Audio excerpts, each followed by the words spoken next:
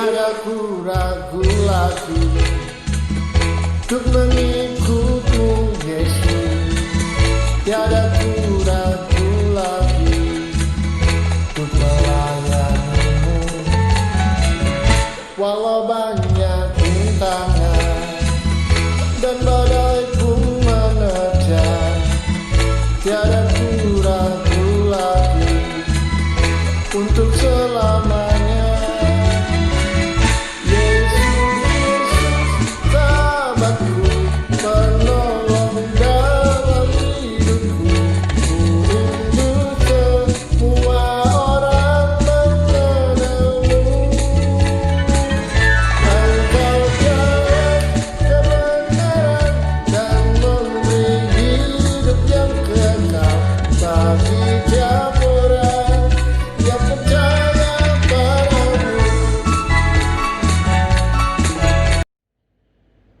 Puji Tuhan, Shalom. Bertemu kembali dengan saya dalam khotbah online GPC Anugerah Bermazmur 13 Desember 2020.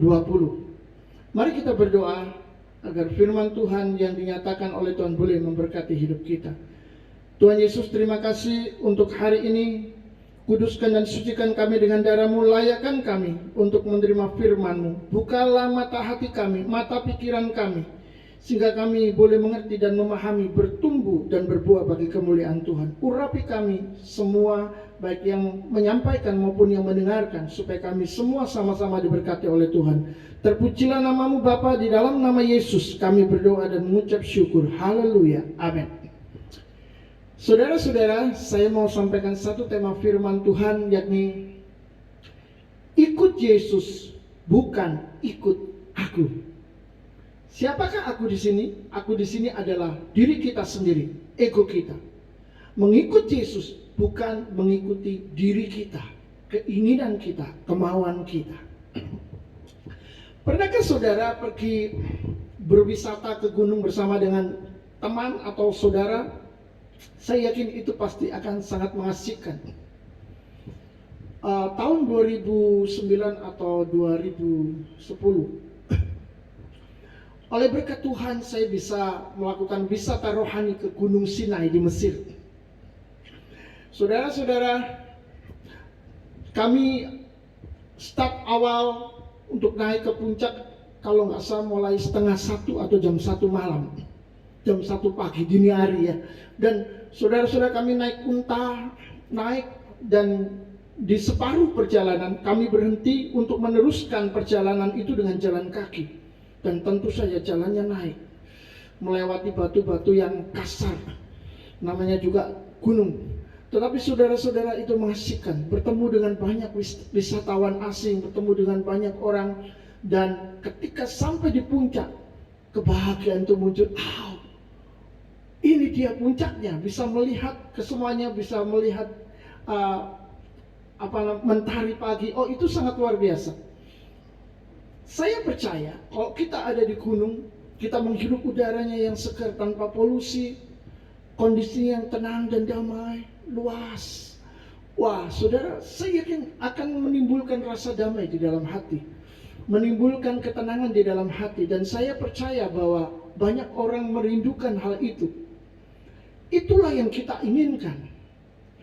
Tetapi ketika kita mulai turun ke bawah dan bertemu dengan banyak orang yang berlalu lalang dengan kendaraan yang berasap, yang polusinya itu mungkin sudah tingkat tinggi, suasana akan berganti. Apalagi kalau saat kita turun, kita melihat terjadi kecelakaan di mana mayatnya ada di depan mata kita dengan berdarah-darah.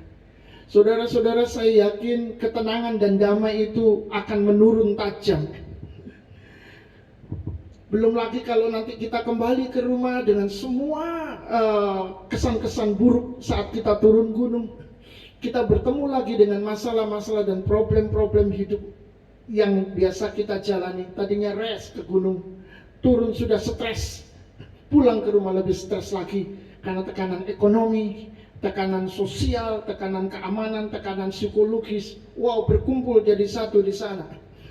Dan saudara-saudara, kita disadarkan oleh Tuhan bahwa inilah dunia yang kita tinggali, yang sekaligus kita kumuli dengan berbagai macam masalah yang ada, yang tidak akan pernah berhenti sampai dunia berakhir.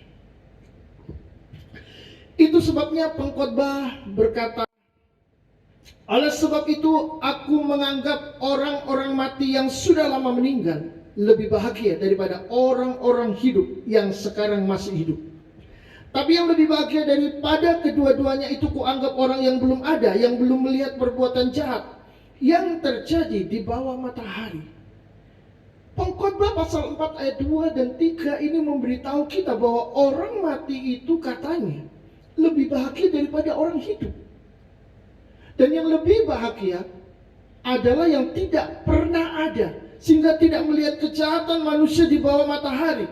Saudara-saudara, firman Tuhan sudah mempersiapkan kita untuk memahami bahwa dunia bukan tempat di mana saudara merasakan damai sejahtera, saudara mengalami kedamaian dan keamanan. Dunia bukan tempat untuk itu, tetapi dunia membawa kita masuk di dalam sebuah pergumulan untuk menemukan jati diri kita dan menjalani kehidupan kita sesuai dengan panggilan Tuhan terhadap kita. Inilah dunia, penuh dengan permasalahan, penuh dengan persoalan. Kompas.com memberitakan bahwa ada seorang dokter berinisial NR yang ada di Ponorogo. Jumat kemarin 11 Desember, dokter ini meninggal bersama janinnya yang berumur 7 karena COVID. Saudara, saya tidak kaget dengan orang-orang yang mati karena COVID, karena itu sudah terlalu banyak sekali. Tetapi saudara, dokter ini mati dengan janin yang ada di perutnya, belum lahir sebagai seorang manusia yang bisa membuka mata melihat dunia. Tidak kalah memilukan, Kompas.com juga memberitakan bahwa seorang anak berusia 8 tahun digagahi oleh ayah tirinya sendiri ketika ibunya sedang tidak ada di rumah. Yang tadi ada di dalam perut mati karena COVID, yang ini hidup disiksa oleh ayah tirinya sendiri. Saudara-saudara, tentu saja ini sangat memilukan hati kita. Tapi tidak kalah lagi ada berita yang lebih mengenaskan. Seorang petani berusia 45 tahun, tubuhnya terlentang di pematang sawah, meninggal karena tersengat listrik jebakan tikus. Saudara-saudara, diberitakan pekerja ini sudah bekerja di lahan tersebut selama 20 tahun.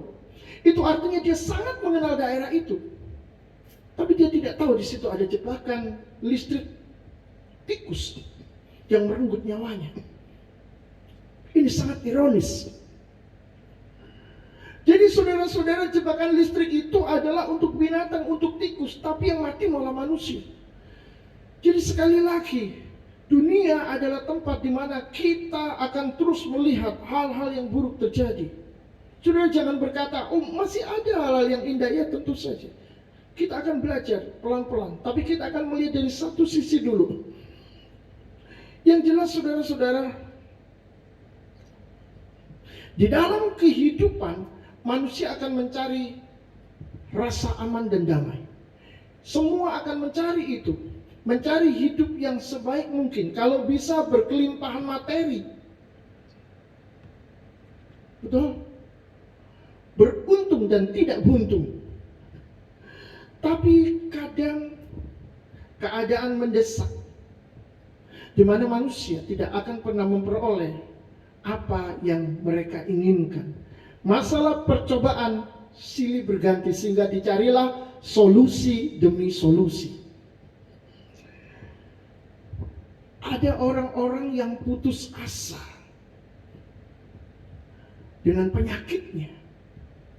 Dia sudah mencoba mencari kesembuhan kemana-mana, tetapi tidak kunjung tiba.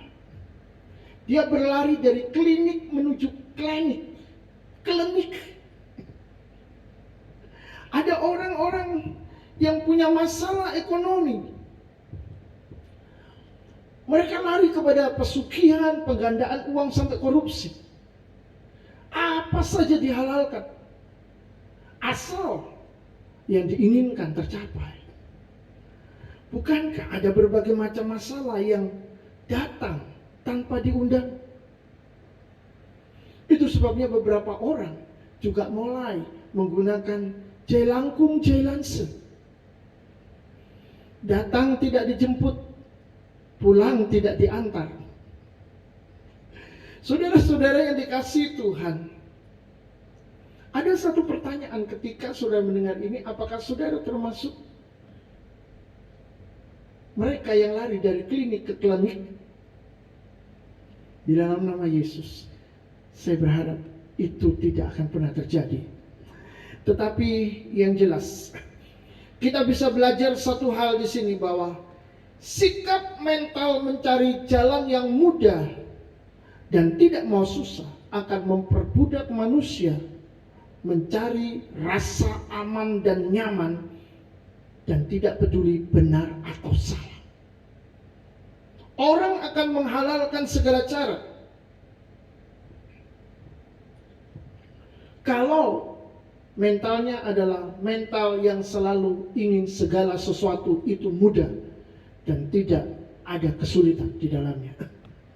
Oleh sebab itu anak-anak harus diajar menghadapi kesukaran dan kesulitannya sendiri, supaya mereka ketika dewasa tidak menjadi orang yang mudah menyerah, orang-orang yang hancur hanya karena masalah yang kecil.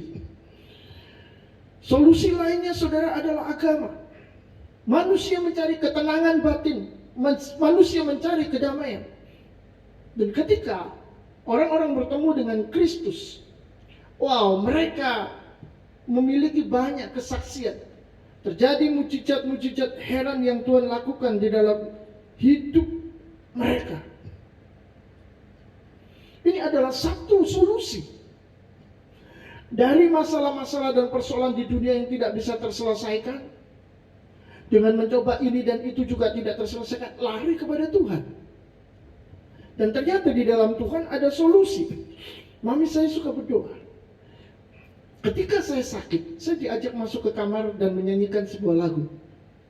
Bilurnya, bilurnya, bilurnya sungguh heran. Bilurnya, bilurnya membawa kesembuhan. Asal percaya saja semua sakit hilanglah, oleh Tuhan Yesus tertolong. Lalu mami saya mulai berdoa dengan bersungguh-sungguh meminta supaya Tuhan Yesus menyembuhkan saya. Dan saudara-saudara, berkali-kali ketika saya sakit, mami saya melakukan itu dan saya disembuhkan oleh Tuhan berkali-kali. Yang lebih mengesankan lagi ketika saya sedang berhadapan atau berbicara dengan mami saya, seringkali mami saya bilang begini, "Ngene iki kok kepingin jeruk ya," bahasa Jawa saudara. "Begini ini kok kepingin makan jeruk ya."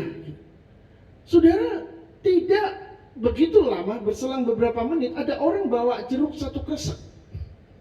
Dan mami saya makan jeruk. Cuma ngomong saja. Tapi ngomongnya itu benar-benar merupakan sebuah kerinduan yang juga ditujukan kepada Tuhan. Dan itu menjadi sebuah doa. Dan hal seperti ini tidak terjadi 1-2 kali, tetapi berkali-kali dia minta anggur, lalu tiba-tiba ada yang datang memberikan anggur. Pada waktu saya masih kecil, saya agak sedikit heran dan berkata dalam hati, kok enak ya? Dan saya mulai coba saudara. Saya kepingin apa? Misalnya, aku kok kepingin manggis ya? Gak ada saudara, ternyata orang yang datang membawa manggis. Tetapi saya mau katakan inilah mujizat, itulah pemeliharaan Tuhan, dan itulah pernyataan Tuhan akan kehadiran Tuhan kepada orang-orang yang dikasihinya. Akhirnya saya juga bertumbuh dan melihat mujizat-mujizat Tuhan terjadi di dalam hidup saya sendiri. Beberapa kali saudara saya menangis minta ampun karena saya tidak percaya kepadanya. Dan pada waktu itu dia menyatakan mujizatnya di depan mata kepala saya sendiri dengan cara yang ajaib.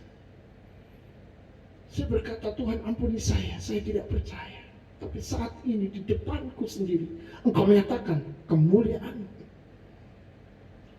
Dan di lain waktu saya juga menangis karena terpesona, karena kagum dengan perbuatan Tuhan yang ajaib.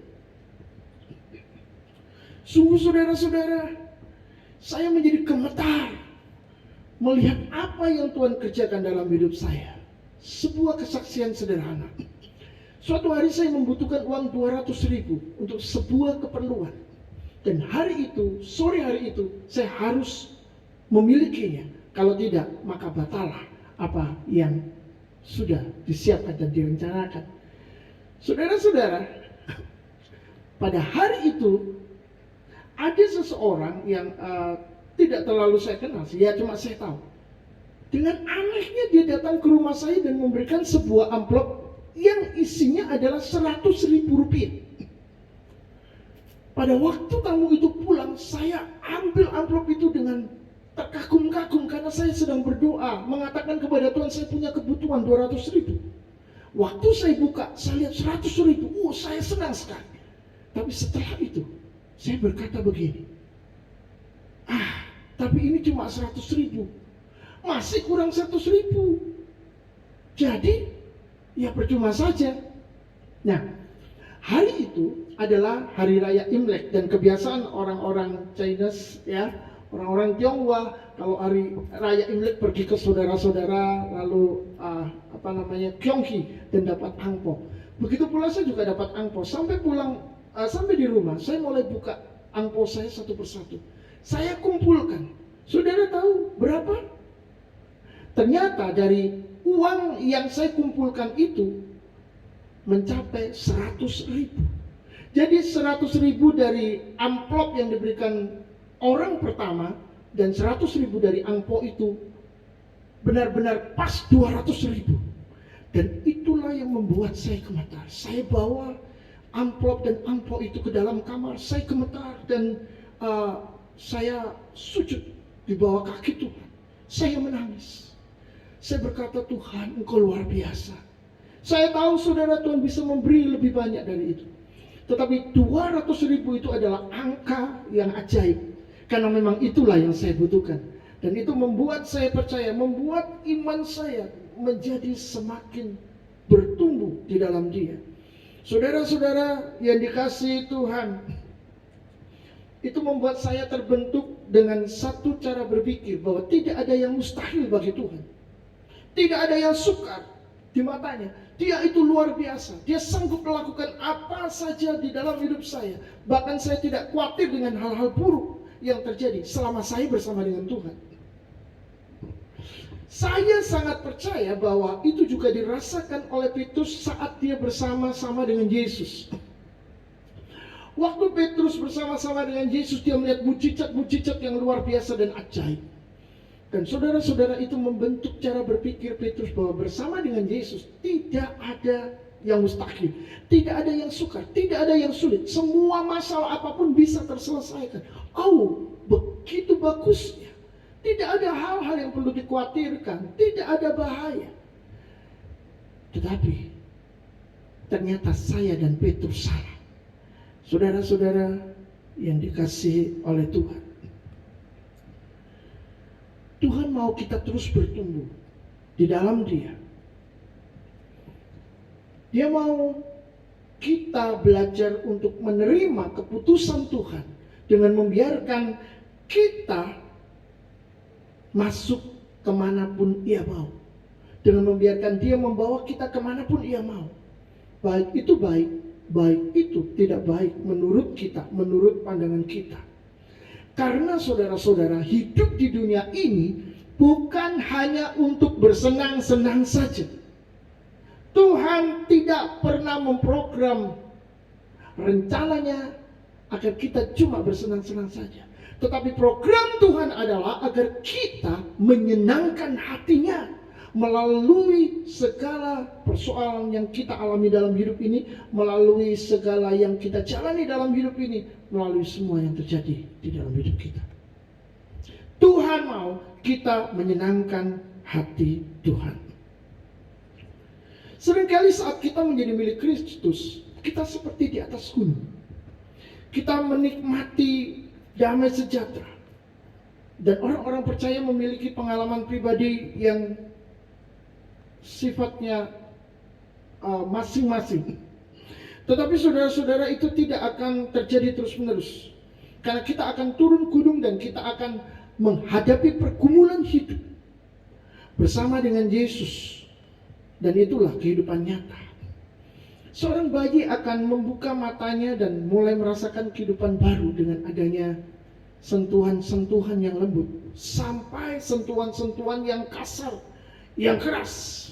Dan ketika dia bertambah usia, dia akan belajar lebih banyak lagi.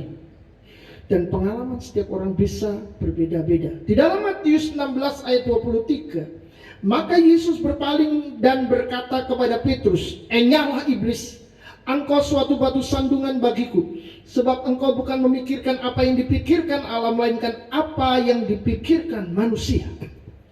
Apa yang terjadi? Yesus marah kepada Petrus dan menghardik, "Enyahlah iblis." Saudara-saudara, rupanya Petrus tidak bisa menerima kata-kata Yesus yang mengatakan bahwa dia akan ke Yerusalem dan bertemu dengan tua-tua dan akan menanggung banyak penderitaan dari para tua-tua, dari para ahli agama. Dia akan dibunuh dan bangkit pada hari ketiga. Petrus berkata, "Oh, itu tidak mungkin terjadi kepadamu, Guru." Dia melihat Yesus begitu berkuasa, memiliki power. Siapa yang bisa mengalahkannya?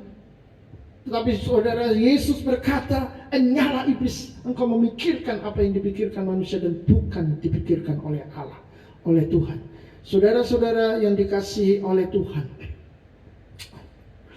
Yesus marah kepada Petrus karena menghalang-halangi kehendak Allah terjadi di dalam hidupnya. Padahal itu adalah prioritas utama di dalam hidup Yesus.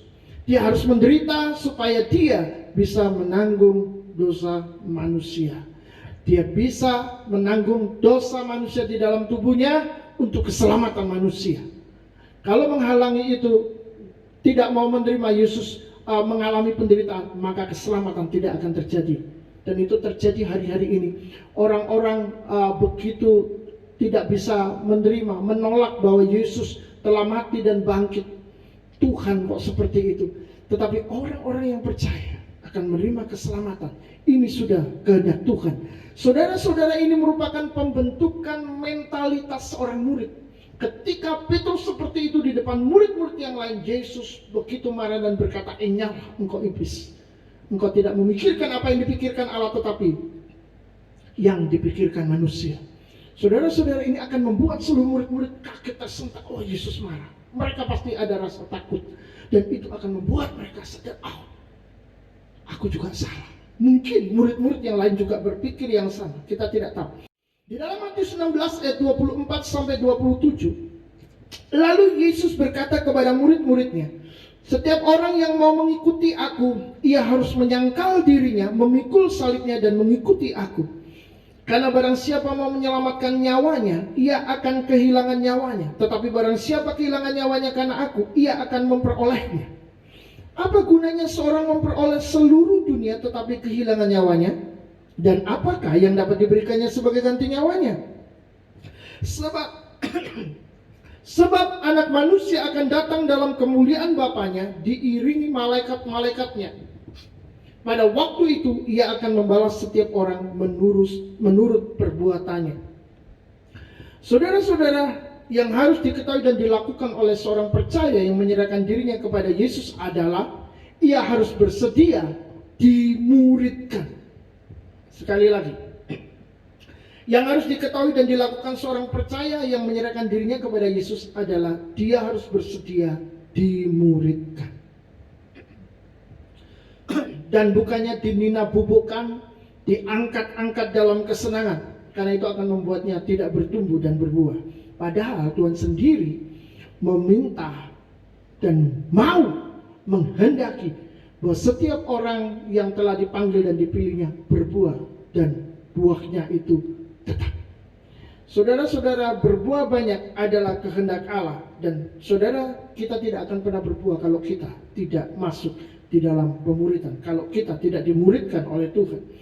pemuritan berhubungan dengan penyangkalan diri, kerelaan memikul salib, dan terus setia bersama Yesus seperti ayat firman Tuhan yang tadi. Saudara-saudara, menyangkal diri itu adalah suatu sikap menghakimi diri sendiri sebagai hamba dan bukan tuan atas diri sendiri. Jadi kalau kita mau melakukan sesuatu, kita seringkali merasa diri kita ini adalah tuan. Jadi kita bebas melakukan apa saja, baik atau tidak baik, itu bebas. Tetapi ketika kita menyangkal diri karena Kristus, kita justru menghakimi diri kita, hai, jangan lakukan itu tidak sesuai dengan kehendak Tuhan. Lalu batin kita berkata, biarin, aku mau bebas, aku mau senang. Maka saudara, roh menyangkal diri itu akan kembali lagi berkata kuat di dalam diri kita, tidak, jangan lakukan, kamu milik Kristus. Wow, akhirnya kita tidak melakukannya. Sehingga saudara-saudara, segala sesuatu yang kita lakukan adalah atas nama Kristus dan bukan atas nama kita lagi. Itulah menyangkal diri. Seperti seorang juru minuman dan juru makanan raja. Dia menyangkal dirinya sendiri. Dia yang harus mencicipi pertama kali makanan dan minuman, apakah itu beracun atau tidak. Dengan suatu resiko, kalau itu beracun dia akan mati. Tapi dia tidak bisa peduli dengan perasaan itu. Dia menyangkali diri, dia adalah hamba raja. Dan dia harus melayani sang raja. Dia sudah tidak bisa memakai namanya lagi sendiri. Apakah tidak ada rasa takut? Saya percaya tidak ada rasa takut. Manusia semua takut mati, takut diracuni, takut menghadapi bahaya. Tetapi sekarang dia benar-benar telah menempatkan, memposisikan dirinya sebagai seorang hamba raja, juru makanan, juru minuman raja, maka dia harus mencicipi itu, mati atau tidak mati. Dia tidak bisa menghindari hal itu. Dia tidak bisa menggugat hal itu. Saudara-saudara yang dikasihi Tuhan, itu sebabnya saudara-saudara, Paulus berkata di dalam Galatia pasal 2 ayat 20, dan hidupku yang kuhidupi sekarang di dalam daging adalah hidup oleh iman dalam Anak Allah yang telah mengasihi aku dan menyerahkan dirinya untuk aku. Dia berkata, bukan lagi aku sendiri yang hidup, melainkan Kristus yang hidup di dalam aku. Saudara-saudara, Yesus menjadi nomor satu. Yesus menjadi yang utama. Yesus menjadi pusat. Maka kita tidak lagi menganggap diri kita ini milik diri kita, tetapi milik Kristus, milik Tuhan. Maka di dalam kehidupan kita sudah tidak lagi memiliki privacy. Kita tidak lagi memiliki sesuatu yang pribadi. Walaupun kita bisa menyangkalinya, walaupun kita bisa menganggap bahwa kita bukan milik Kristus. Itu adalah pilihan. Mau menyangkal diri, memikul salib, mengikut Kristus, atau tidak sama sekali. Seorang pendeta bekas karate ban hitam suatu hari mengalami kesulitan untuk mencari sebuah jalan. Lalu dia melihat ada seorang tukang beca di sana. Dia mulai tanya, Pak, jalan ini di mana? Dia tidak diberitahu jalannya di mana. Malah si tukang beca ini mengucapkan kata-kata yang tidak menyenangkan, tidak baik, tidak bagus, kasar. Darahnya sebagai seorang karateka ban hitam mulai mengalir. Tangannya sudah mulai menggenggam dan dia siap menghantam. Saya yakin orang ini akan tercengkam. Tapi saudara-saudara, pada waktu dia seperti itu, dia ingat dia adalah seorang hamba Kristus. Dan dia tidak menghantam tukang beca itu. Kenapa? Dia menyangkali dirinya sebagai dirinya sendiri. Dia adalah milik Kristus. Saudara-saudara, itulah penyangkalan diri. Kita bisa saja mengobrol keinginan kita. Kita bisa saja mengobrol kesenangan kita. Karena kita manusia bebas. Tetapi jika mentalitas seorang murid itu kita miliki, kita akan memiliki penyangkalan diri. Kita akan berkata, hidupku bukan aku lagi, tetapi Kristus yang ada di dalam aku. Inilah bedanya orang yang memiliki mentalitas seorang murid dan orang yang tidak memiliki mentalitas seorang murid. Saudara-saudara, menyangkal diri bukan cuma berhenti pada melakukan hal-hal yang dilarang oleh Tuhan. Yesus mengajarkan kepada kita bahwa penyangkalan diri itu adalah sampai pengorbanan nyawa demi nama Yesus. Itu sebabnya semua murid Yesus itu mati syahid karena nama Yesus. Mereka dibunuh karena memberitakan nama Yesus. Mereka tidak menggunakan pedang, mereka tidak menggunakan kekerasan, mereka juga bukan ahli silat, ahli tenaga dalam. Oh tidak saudara, mereka hanya berbicara dengan kata-kata.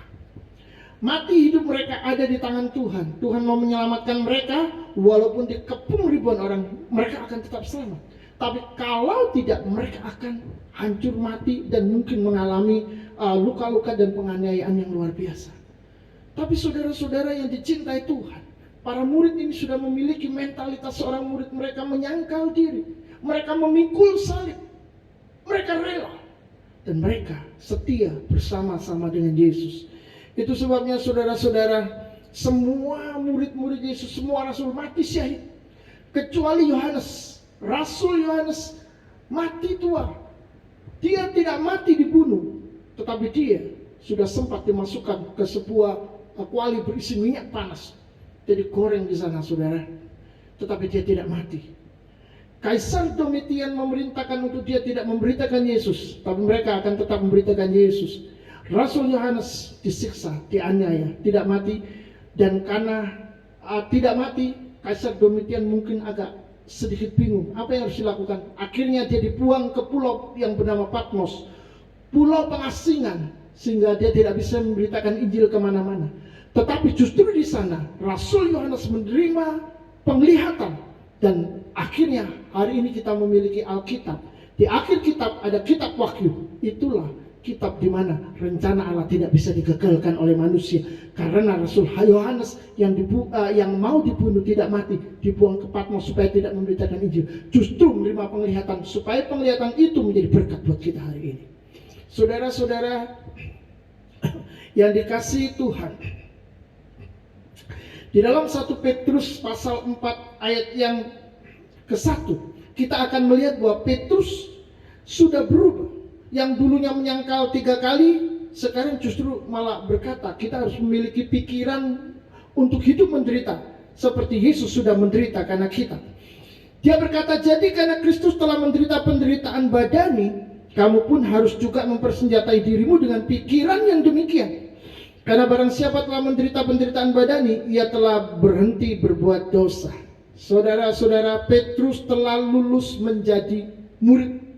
Ia telah memiliki mentalitas seorang murid, dan sebagai seorang rasul dan pengajar, dia menekankan bahwa seorang Kristen harus memiliki sikap dalam pikirannya untuk siap menderita untuk Kristus, sama seperti Kristus telah menderita untuknya, untuk umat dan orang-orang yang percaya kepadanya.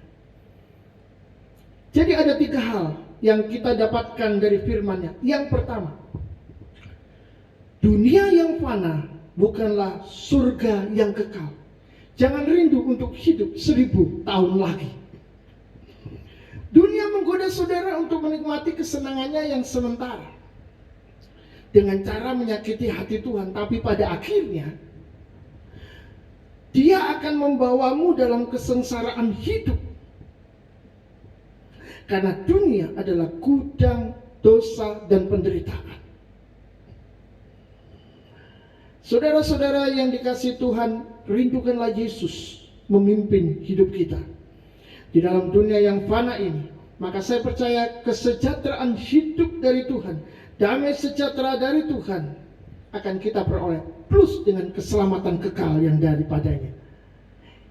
Yang kedua, jangan terbuai dengan keyakinan akan hidup damai yang sementara di dunia karena saudara mengikuti Yesus. Ada banyak orang, aku mau ikut Yesus karena aku bisa kaya, karena aku bisa sukses, aku bisa ini dan itu. Saudara-saudara, jika saudara terbuai dengan keyakinan hidup damai yang sementara itu saja, maka saudara tidak akan pernah memperoleh apa yang seharusnya saudara peroleh, yang lebih besar daripada itu. Kita perlu ingat bahwa Yesus juga memberikan karunia menderita. Jadi bukan cuma saudara diberikan karunia untuk percaya kepadanya dan menikmati berkat-berkat Tuhan, tapi saudara juga diberikan karunia untuk menderita, menanggung penderitaan, memikul salib, setia bersama-sama dengan Yesus di dalam kesulitan dan penderitaan. Tapi percayalah bahwa yang Yesus berikan jauh lebih daripada kebahagiaan semut di dunia ini. Damai sejahtera yang sejati di hati dan keselamatan yang kekal di surga akan menjadi milik kita. Jadi jangan terbuai dengan hal yang fana, tetapi pikirkanlah perkara yang kekal. Yang ketiga, ini yang kita dapatkan dari firman-Nya. Bersedia dimuridkan. Apa artinya bersedia dimuridkan? Menyangkal diri, rela memikul salib, setia bersama Yesus. Karena itulah tujuan Tuhan menjadikan kita di bumi ini. Bukan hidup untuk bersenang-senang, tapi hidup untuk menyenangkan Tuhan. Bukan hidup sembarangan, tapi hidup untuk Kristus. Terpujilah nama Tuhan. Diberkatilah orang-orang yang mendengar firman Tuhan dan percaya. Berbahagialah mereka yang benar-benar hidup untuk Tuhan. Amin. Tuhan Yesus memberkati.